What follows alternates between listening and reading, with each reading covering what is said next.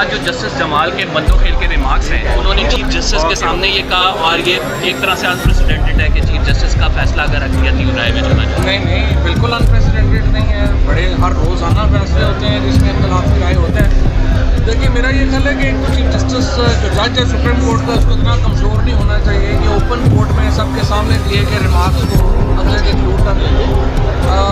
دباؤ تو supreme court کے اوپر ہے اس وقت، اور ہم دیکھ رہے ہیں کہ پوری حکومت اور جو نون لیگ PDM کے تمام اس وقت لوگ ہیں وہ سپریم کورٹ کے اوپر حملے کرنے میں مصروف ہیں۔